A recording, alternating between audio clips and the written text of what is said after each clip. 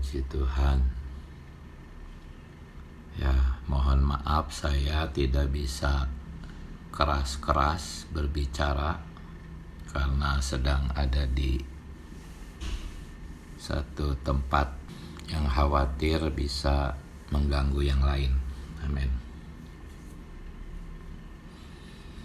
Oh Tuhan Yesus.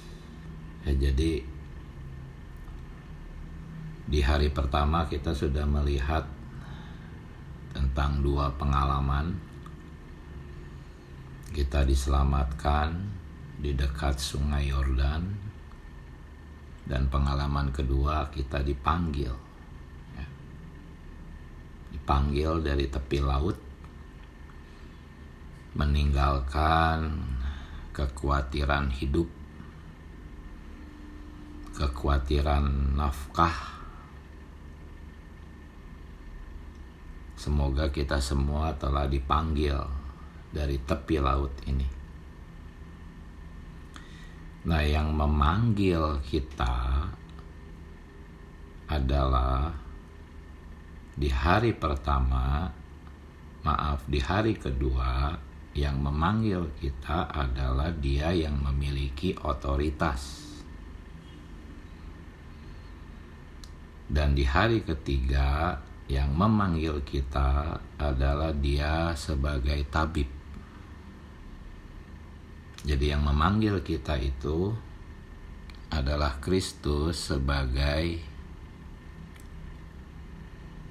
yang memiliki otoritas dan sebagai tabib.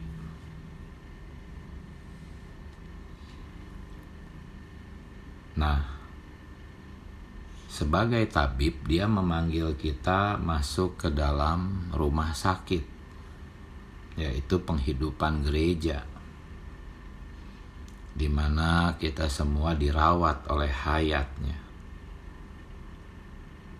Nah, saudara-saudari, kita harus menjadi orang-orang yang berada di bawah otoritasnya dan yang juga disehatkan, ya.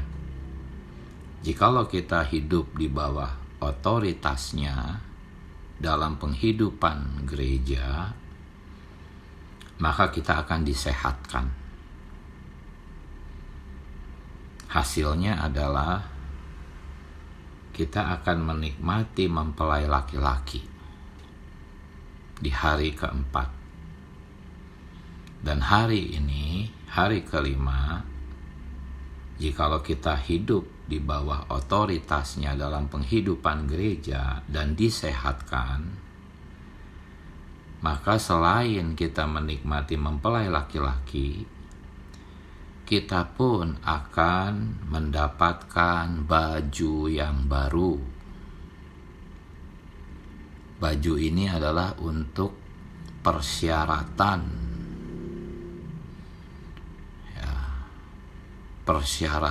pesta pernikahan di masa kerajaan 1000 tahun. Mempelai laki-laki telah tersedia, tetapi kita masih membutuhkan baju yang baru, baju pesta itu, yang juga diwahyukan dalam Matius pasal 22. Ya, itulah ya satu rangkaian yang kita nikmati di minggu pertama ini.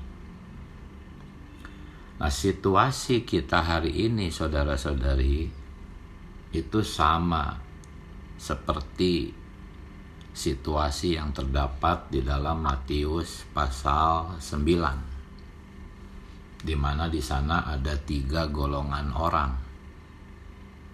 Ada murid-murid yang menikmati mempelai laki-laki, ada orang-orang Farisi yang hidup dalam agama yang lama, dan ada murid-murid Yohanes Pembaptis yang hidup dalam agama yang baru. Situasi kita sama seperti itu.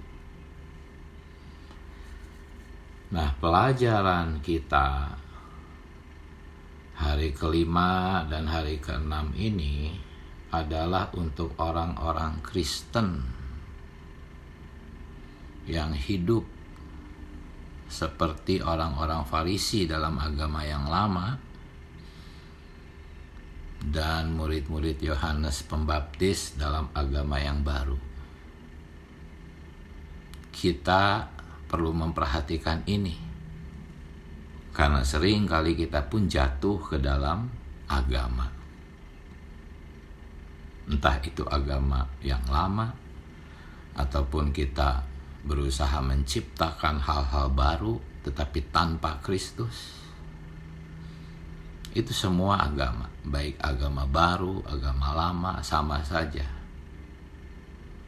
Kita berusaha menyenangkan Tuhan tetapi tanpa Kristus.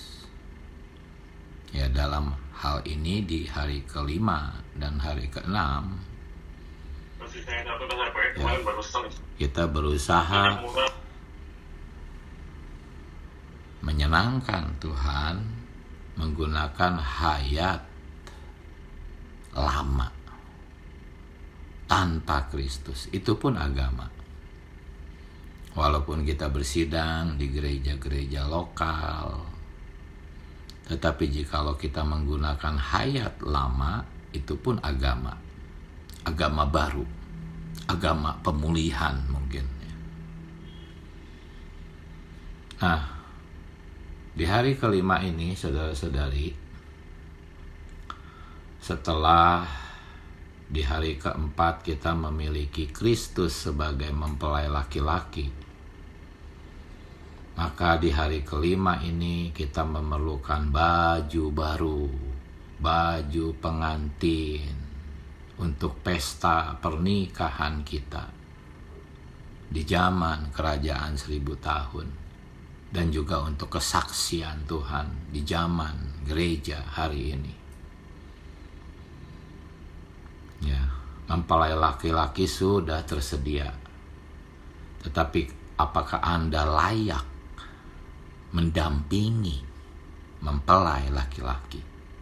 Itu tergantung apakah baju yang Anda kenakan itu baju yang baru atau baju yang lama.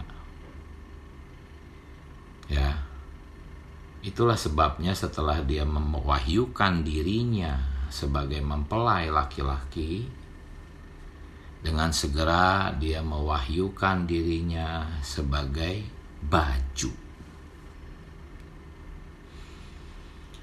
Ya, wahyu Kristus sebagai baju itu harus kita baca di dalam 2 bagian Alkitab, yaitu Matius 9 ayat 16 dan Lukas 5 ayat 36. Kalau kita membaca kedua bagian ini, kita akan melihat bahwa wahyu yang penting di sini adalah Kristus sebagai baju yang baru. Oh, Tuhan Yesus. Di dalam Matius 9 ayat 16, ini adalah wahyu tentang kain yang belum susut. Secara ringkas, kain yang belum susut itu berarti kain yang belum diproses, belum jadi. Kalau kain yang sudah jadi nggak akan susut, dia akan stabil. Ya, belum disisir, diuapi, direndam, dicuci, belum diapa-apakan. Jadi wahyu di dalam Matius 9 ayat 16 itu belum rampung. Ketika Tuhan Yesus berkata bahwa dia adalah kain yang belum melalui proses, dia berkata kepada murid-murid Yohanes Pembaptis. Tetapi di dalam Lukas 5 ayat 36, itu peristiwa yang sama, hanya dicatatnya oleh Lukas. Lukas mencatatnya Ya, catatan Lukas ini melengkapi peristiwa yang sama ini, yaitu perkataan Tuhan kepada orang-orang Farisi, yaitu bukan tentang kain yang belum susut, tetapi tentang baju yang sudah jadi. Jadi kalau kita membaca dua bagian ini, lengkaplah perkataan Tuhan yang bisa kita ketahui, yaitu terhadap murid-murid Yohanes Pembaptis. Dia berbicara tentang kain yang belum diproses. Terhadap orang-orang Farisi dalam Lukas 5, dia berbicara tentang baju yang sudah jadi. Tetapi keduanya sama, intinya sama. Keduanya itu adalah, pesannya adalah baju yang lama nggak perlu diperbaiki, itu pesannya. Baju yang lama tidak perlu ditambal, itu pesannya.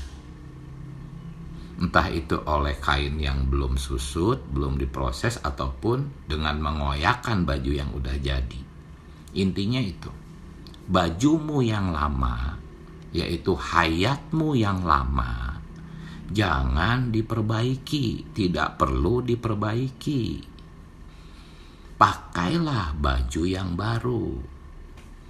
Hari ini, ya, agama manapun, ya, itu adalah satu bentuk perbaikan hayat lama. Semua agama, termasuk kekristenan yang jatuh menjadi agama, sama. Usaha perbaikan hayat yang lama. Ya, mereka tahu, semua orang di bumi tahu, ya, hati nurani semua manusia di bumi menyadari bahwa Yesus adalah utusan Allah. Tetapi banyak orang tidak menjadikan Yesus sebagai hayat baru, tidak menjadikan Yesus sebagai baju baru. Mereka hanya meniru Yesus, mengambil semua peristiwa, perilaku Tuhan Yesus, dan berusaha menerapkannya kepada hayat lama. Semua agama seperti itu.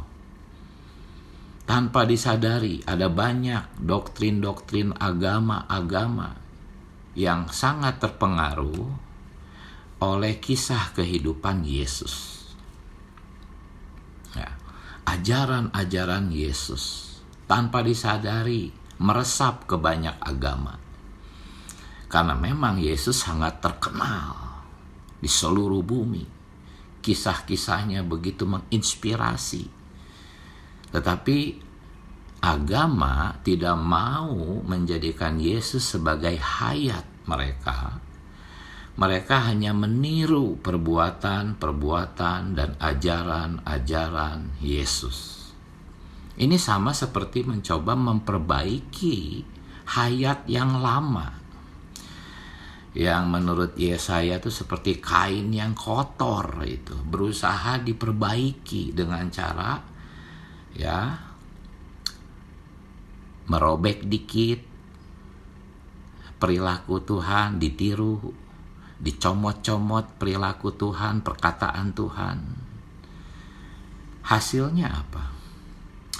Hasilnya tetap saja bajunya itu buruk, tidak bisa.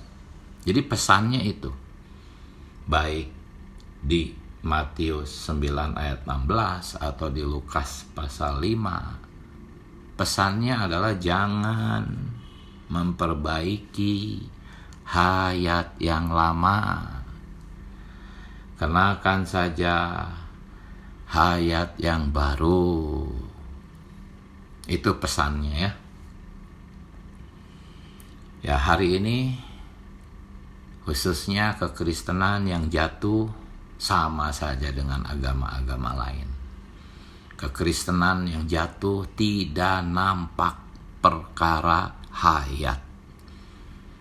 Mereka berusaha untuk memperbaiki perilaku dengan cara meniru Yesus, berusaha melaksanakan ajaran-ajaran Yesus, tetapi dengan mempertahankan hayat yang lama, berusaha memperbaiki hayat yang lama.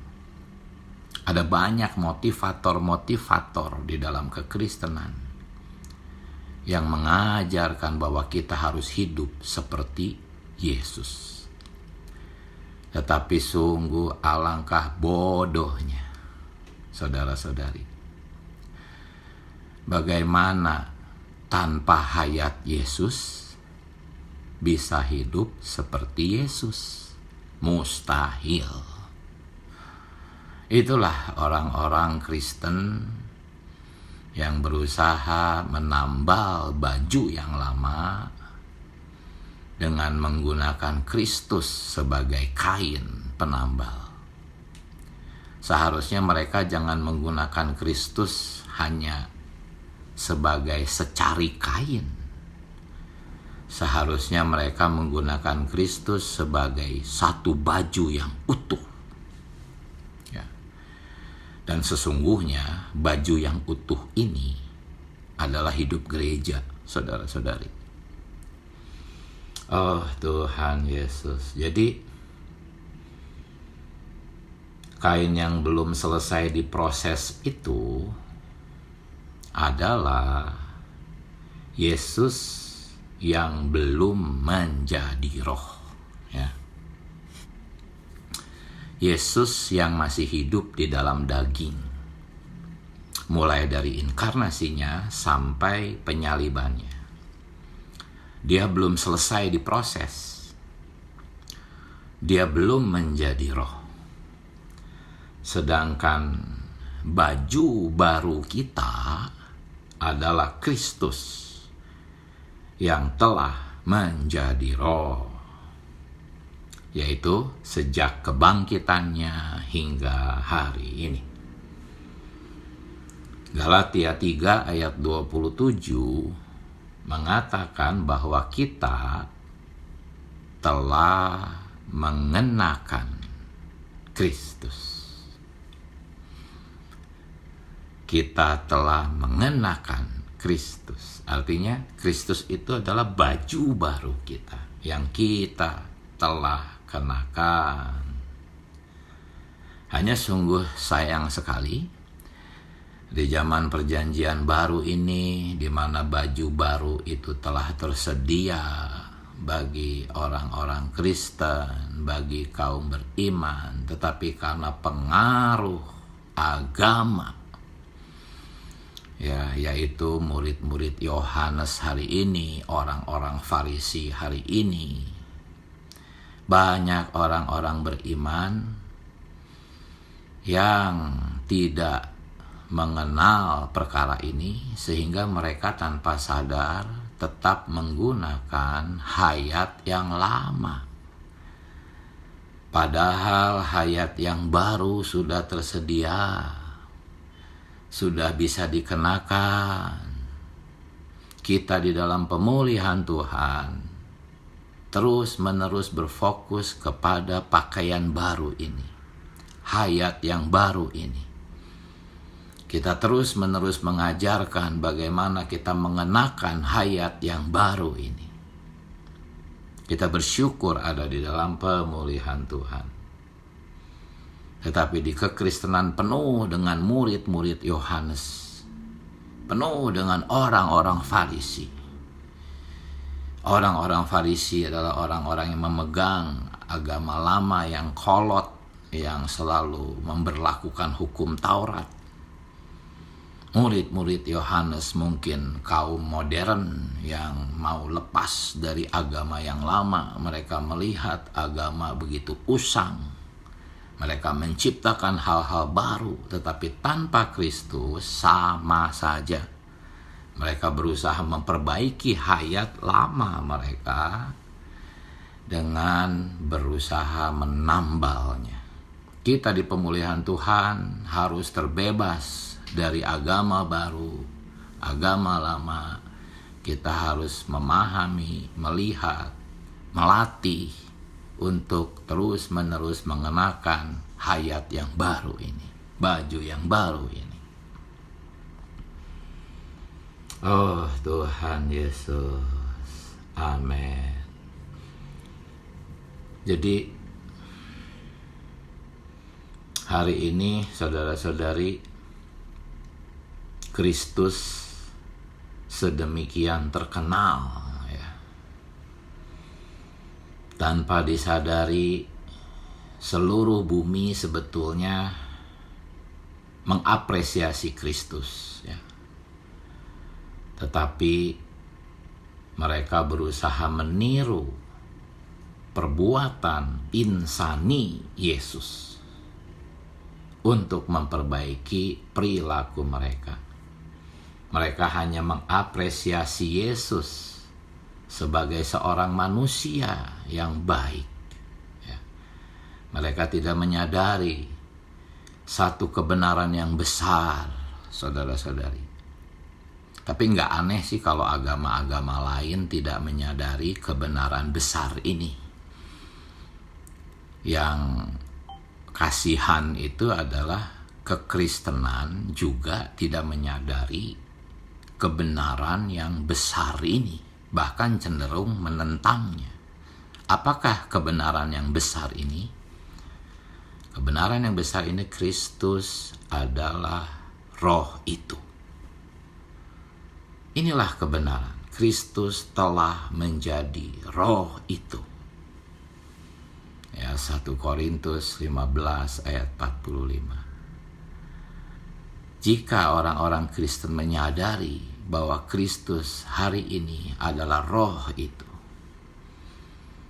ya, lalu mulai menyadari bahwa Kristus adalah hayat kaum beriman.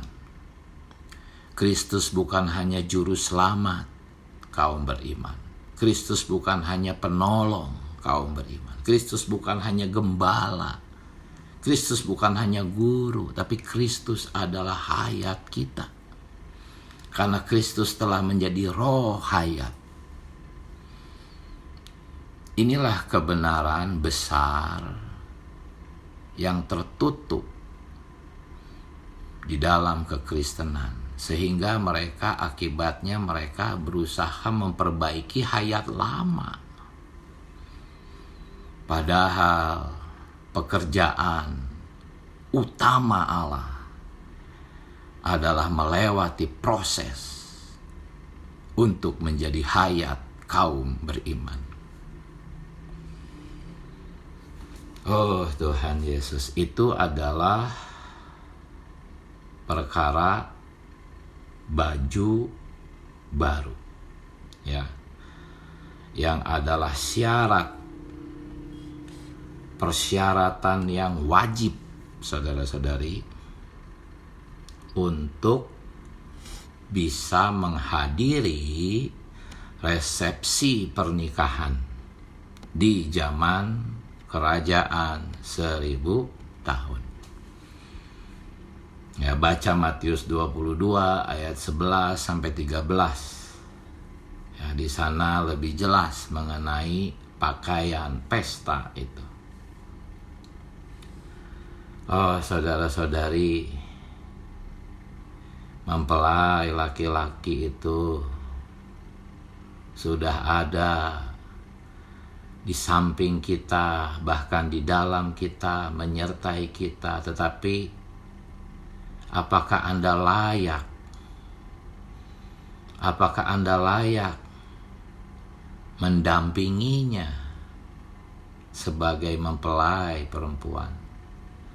Jikalau baju Anda compang-camping, baju Anda kotor, hayat lama Anda tetap Anda kenakan, Anda tidak melatih roh, tidak berusaha bisa memahami bagaimana hidup di dalam roh, mengenakan Kristus sebagai sang roh. Bagaimana Anda bisa layak mendampingi mempelai laki-laki. Apapun kebaikan Anda, kelemah lembutan Anda, keramahan Anda, kejujuran Anda, kalau itu hanya bawaan dari sejak lahir, kalau itu adalah alamiah Anda, itu tidak bersyarat, saudara-saudari, untuk duduk di pelaminan bersama mempelai laki-laki. Jikalau Anda tidak berusaha memiliki pakaian pesta itu hari ini, maka dalam Matius 22, kaum beriman yang belum memiliki baju pesta itu akan dicampakkan ke tempat pendisiplinan, di mana di sana banyak orang-orang beriman meratap dan mengkertakkan gigi karena menyesal. Oh Tuhan Yesus. Jadi bagaimana caranya kita mengenakan jubah baru? Ingat Galatia 3 ayat 27, Kristus itu bisa dikenakan. Caranya adalah dengan masuk ke dalam roh itu. Menjadikan roh itu sebagai jubah kita. Kita harus senantiasa melatih roh, hidup di dalam roh. Melatih bagaimana kembali ke dalam roh. Karena kita adalah orang-orang yang selalu terseret keluar dari roh kita. Jadi satu-satunya latihan kita adalah terus-menerus kembali ke dalam roh, saudara-saudari. Nah, sekarang hari ke-6. Hari ke-6 tentang anggur baru dan kantong baru. Matius 9 ayat 17. Saudara-saudari, pakaian baru yang di hari ke-5 itu sebetulnya seprinsip atau sama dengan anggur baru yang di hari ke-6. Keduanya adalah Kristus sebagai hayat kita. Keduanya adalah Kristus sebagai hayat kita. Pakaian baru, Kristus sebagai hayat. Anggur baru pun Kristus sebagai hayat. Hanya perbedaannya adalah pakaian baru itu adalah untuk ekspresi kita. Kristus sebagai ekspresi luaran kita. Orang-orang harus melihat Kristus dalam perilaku kita. Itulah pakaian baru. Jikalau Anda masih memiliki perilaku, sifat, perbuatan yang tidak sesuai dengan Kristus, Anda belum bersyarat untuk menghadiri pesta pernikahan itu. Kita harus memiliki pakaian sebagai ekspresi, Kristus sebagai ekspresi kita sehari-hari. Ini adalah pakaian baru, tetapi anggur baru itu adalah sesuatu yang diminum, masuk ke dalam batin.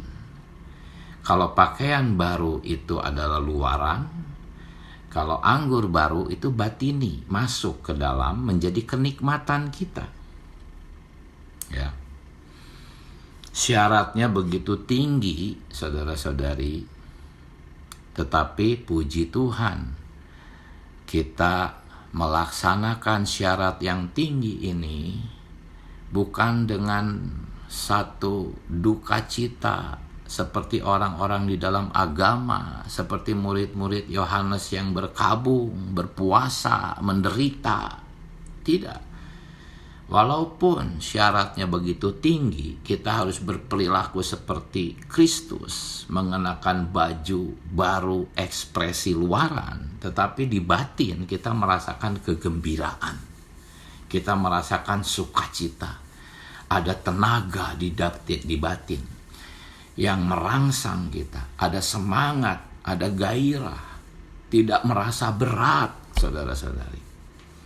Kalau hanya ada pakaian baru tetapi tidak ada anggur baru, wah kita pasti menderita. Tapi bersyukur Kristus sebagai hayat kita, Dia adalah pakaian baru dan anggur baru yang kita minum sebagai tenaga dan kekuatan kita. Kita perlu keduanya, saudara-saudari. Kita perlu pakaian untuk menutupi kekotoran kita, untuk menutupi diri kita, dan kita perlu minuman untuk menjadi kekuatan dan tenaga kita.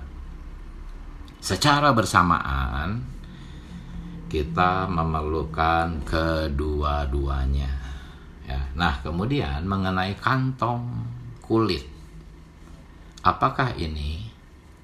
Ya, Matius 9 ayat 17 kan mengatakan bahwa anggur yang baru atau hayat yang baru itu harus diisi ke kantong kulit yang baru juga, gitu kan? Jangan ke kantong kulit yang tua. Saudara-saudari, anggur baru itu adalah Kristus yang individu. Kristus yang individual sebagai hayat kita. Tetapi kantong kulit yang baru itu adalah Kristus yang korporat sebagai penghidupan kita. Jadi anggur yang baru itu adalah hayat kita. Kantong kulit yang baru adalah penghidupan kita. Hayat kita adalah Kristus, penghidupan kita adalah gereja. Anggur yang baru adalah hayat kita, kantong kulit yang baru adalah penghidupan gereja kita. Penghidupan gereja kita harus baru. Ya. Nah, setiap kali kata baru disebutkan, entah itu Yerusalem baru, ya,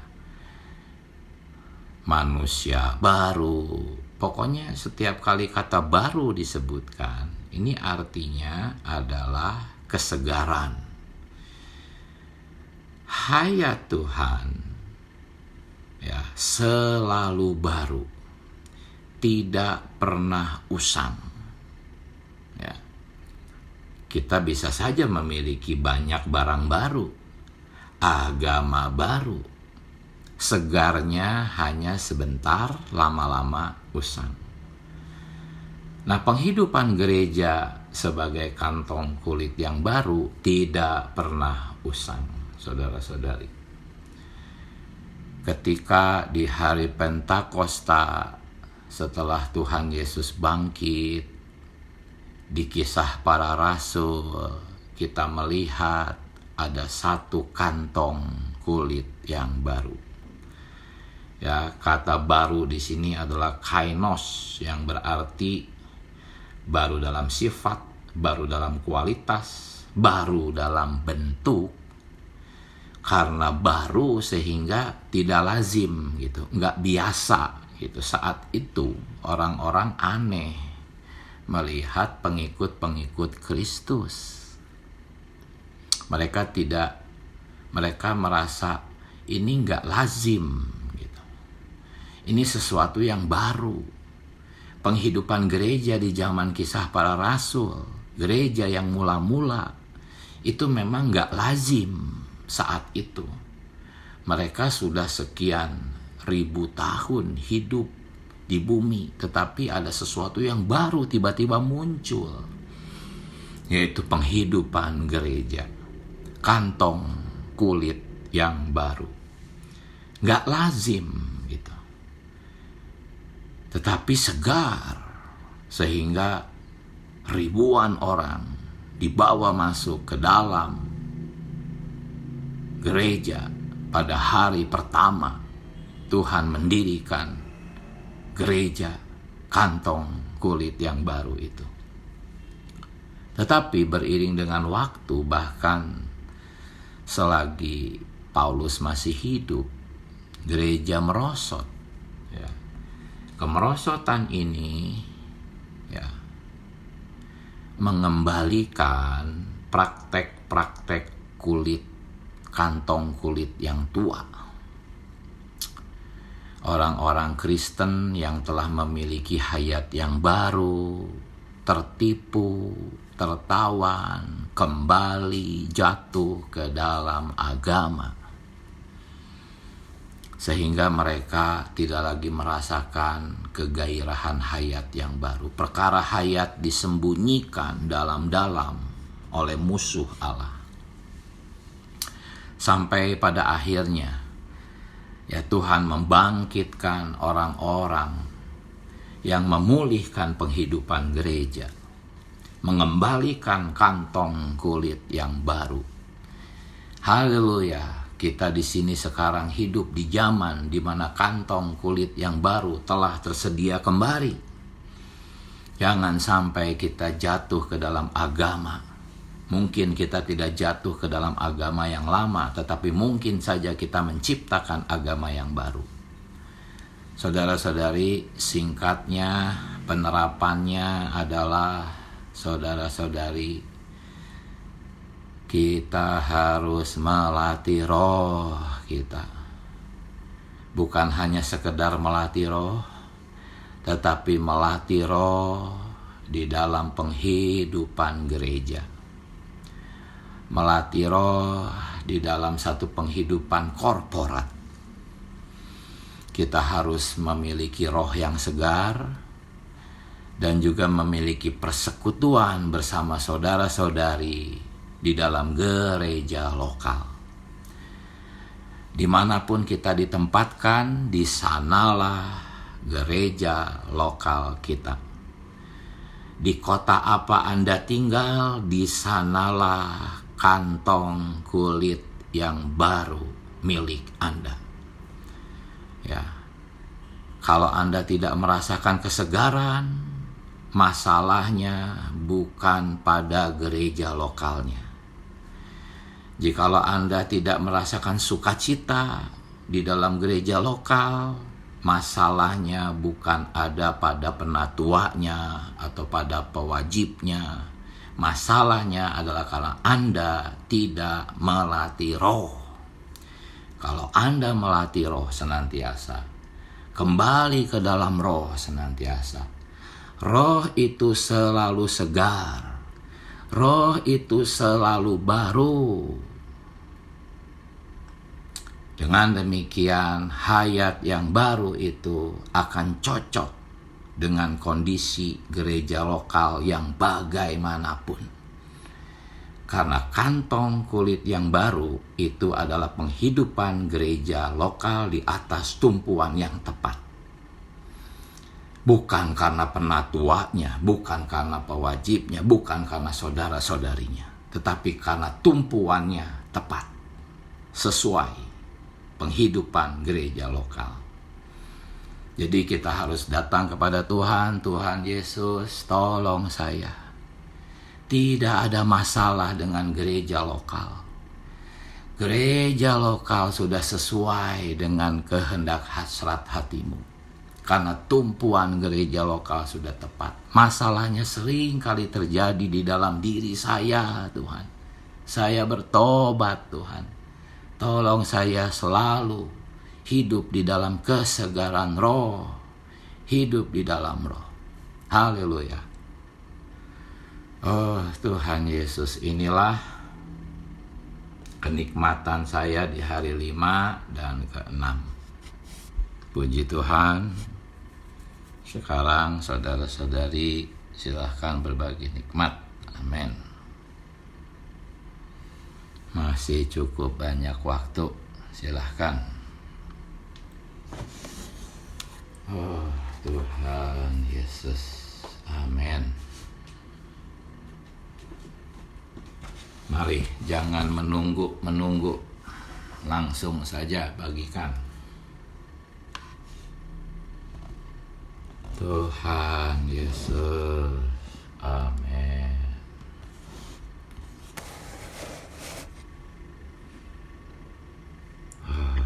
Tuhan Yesus. Amin. Mari. Ya, puji Tuhan. Puji Tuhan. Sangat berterima kasih mendapatkan suatu terang yang ditambahkan ya, membuat jelas gitu ya, makna daripada baju yang baru, jubah yang kita kenakan itu adalah maksudnya kita sudah mengenakan Kristus ya di dalam kita, tinggal kita hidup di dalam gereja, maksudnya memperhidupkan Kristus sehari-hari supaya kita layak gitu ya, memakai jubah itu dan berkenan kepada Tuhan. Dan juga tentang anggur yang baru, itu merupakan suatu kebutuhan, kenikmatan kita di dalam berjalan mengiring Tuhan ya. Kalau kita tidak ada kenikmatan akan Tuhan, kayaknya juga nggak bisa maju, malah mengeluh, makin susah gitu. Tapi bersyukur ada anggur yang baru yang senantiasa menyegarkan ya. Kita kalau rasanya sudah letih ya, kita kembali kepada Roh, minta anggur yang baru itu ya, yang menyegarkan roh kita kembali, menguatkan roh kita kembali. Sungguh pelajaran ini ya adalah kehidupan untuk kita praktekkan sehari-hari, memakai jubah putih ya, mengenakan Kristus supaya Kristus dapat diekspresikan bukan dengan kekuatan alamiah kita, tetapi dengan hayat, dengan roh Tuhan yang ada, dengan hayat yang baru. Begitu juga anggur yang baru kita nikmatin, sehingga melakukan tugas-tugas atau dalam pelayanan itu tidak menjadikan kita letih lesu atau lebam gitu, roh kita lebam. Saya sungguh berterima kasih menjadikan terang gitu ya, secara praktis menjalani kehidupan di dalam kehidupan gereja secara korporat. Itu aja yang saya dapat. Saya diterangi banyak gitu ya, menjadikan suatu menjadikan kehidupan mengiring Tuhan itu lebih bergairah karena ada anggur yang baru yang tersedia. Terima kasih, saya bersyukur bisa dengar pagi ini. Amin. Amin. Puji Tuhan. Amin. Ya. Silahkan saudara-saudari sambung. Amin.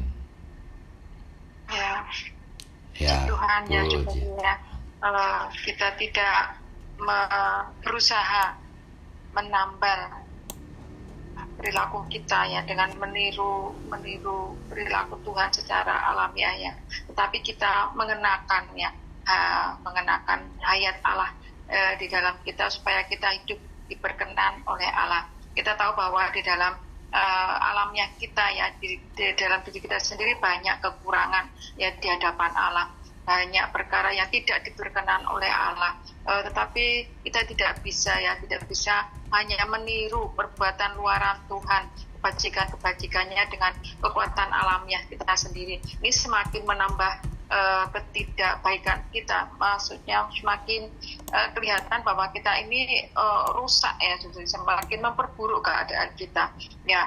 Ahli Taurat pun demikian, dia tahu bahwa dia tidak bisa diperkenan ya, penghidupannya tidak berkenan di hadapan Allah, maka dia berusaha ya, berpuasa, beramal seperti itu supaya Allah memperkenan orang-orang Farisi ya.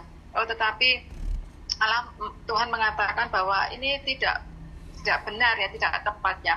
Hanya ketika orang-orang Farisi itu percaya kepada Tuhan dan mengambil hayat Tuhan sebagai penghidupannya, baru Allah memperkenan ya. Jadi ini pun kita juga tidak perlu ya meniru perbuatan Tuhan Yesus secara luaran di dalam kerendah hatian, kasih, kesabaran. Kita berusaha dengan kekuatan alamiah kita ya, tetapi hanya ketika kita berpaling kepada Roh ya, mengenakan Tuhan sebagai jubah yang sudah rampung melalui proses ya. Oh Tuhan Yesus, baru Allah memperkenan kita ya penghidupan mengambil Kristus sebagai jubah kita dengan berpaling ke dalam Roh, melatih roh kita. Ini juga adalah latihan kita hari ini ya saudari ya, mengenakan jubah untuk menghadiri pesta pernikahan anak domba itu. Ketika kita terus melatih diri kita mengenakan jubah itu, yaitu berpaling ke dalam Roh ya, kita akan diperkenan Tuhan untuk memasuki pesta perjamuan kawin anak domba itu. Amin. Puji Tuhan. Puji Tuhan. Haleluya. Amin. Tuhan Yesus, silakan, masih ada waktu saudara-saudari. Amin. Tuhan Yesus. Mari saudara-saudari.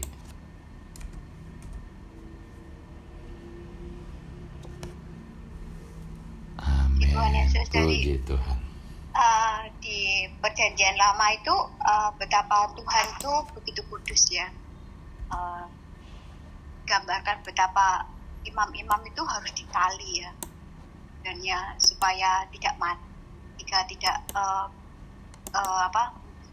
datang kepada Tuhan. Kalau tidak kudus, tidak murni, maka harus diseret keluar. Karena orang yang menari pun kalau tidak kudus ya mati. Hari ini saya ya tertutup untuk bisa melihat Kristus yang sedemikian mulianya ya, baju yang baru ini ya, yang sudah melalui proses.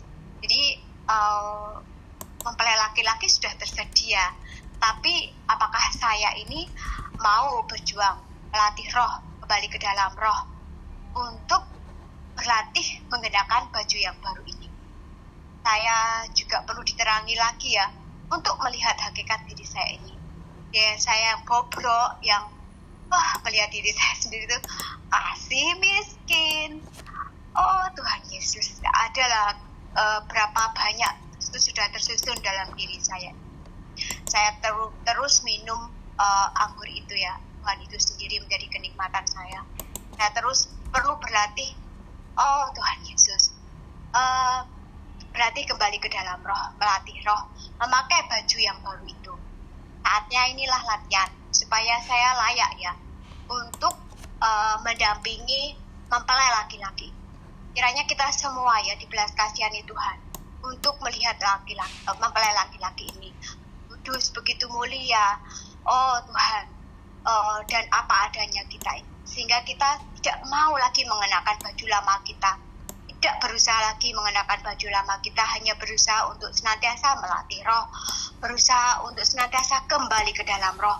Seringkali karena si jahat ini menggoda untuk keluar dari roh dalam perkara yang lembut, perkara yang halus, bahkan perkara yang baik, tapi itu bukan Kristus. Oh Tuhan Yesus, semoga melalui berita hari ini ya, kita tidak lagi sembarangan di dalam hidup ini. Kalau dimanapun kita berada, kita harus mengenakan Kristus. Jadi kita membawa kesegaran. Benar ya, di dalam hidup gereja itu semua tergantung kita. Apakah kita tuh tinggal di dalam roh? Apakah kita tuh mengontak Tuhan? Kalau kita mengontak Tuhan, gereja seperti apapun, kita segar, kita nikmat. Oh Tuhan Yesus, puji Tuhan atas berita hari ini. Kiranya melalui berita hari ini kita terus berjuang berlatih mengenakan baju baru ini. Amin. Puji Tuhan. Amin. Silakan satu orang lagi saudara-saudari. Amin. Mari. Amin. Amin. Puji Tuhan. Silakan. Puji Tuhan. Saya juga sangat bersyukur ya berita pagi ini bahwa Kristuslah baju yang baru yang kita perlu kenakannya. Tadi saya sangat tersuplai bahwa kalau ada kita merasa tidak sukacita di dalam penghidupan gereja, itu bukan karena salah siapa-siapa ya, tapi karena memang kita tidak tinggal di dalam roh itu. ini adalah pengalaman kita di dalam penghidupan gereja. Pasti banyak hal ya.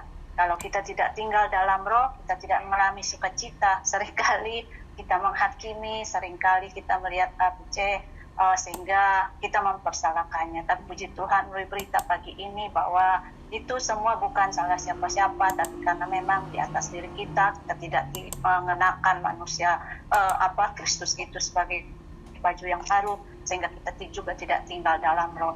Dalam perjalanan ke tempat kerja tadi, saya pun menikmati ya, kitab Yesaya itu dia nampak bahwa bibirnya najis, dia najis bibir karena dia melihat visi. Tuhan, seringkali juga karena kita tidak memandang Kristus, sehingga kita melihat diri kita ini benar ya. Tuhan, semoga Tuhan terus membelas kasihani kita. Amin. Haleluya. Puji Tuhan. Mari kita menyeru nama Tuhan ya, saudara-saudari. Tuhan Yesus, kami cinta padamu. Terima kasih buat FKKP kami seminggu ini. Biarlah Tuhan pelajaran demi pelajaran membawa kami masuk ke dalam penghidupan gereja. Semakin menikmati hayat yang baru dalam penghidupan gereja. Gereja begitu mustika. Gereja begitu indah. Engkau mengasihi gereja. Tuhan, kami pun mengasihi gereja. Tuhan, kami mau menikmati anggur yang baru itu di dalam kantong kulit yang baru. Bahwa kami masuk ke dalam realitasnya. Bahwa kami masuk ke dalam pengalaman ini. Sehingga bukan hanya doktrin yang kami miliki, tetapi kenikmatan hayat Kristus dalam penghidupan gereja. Terima kasih Tuhan Yesus, kami cinta padamu. Haleluya. Sampai jumpa saudara-saudari. Amin. Recording stopped. Memberkati. Amin. Puji Terima Tuhan. kasih saudara Didi, terima kasih saudara-saudari. Amin. Tuhan berkati kita semua. Amin. Haleluya. Amin.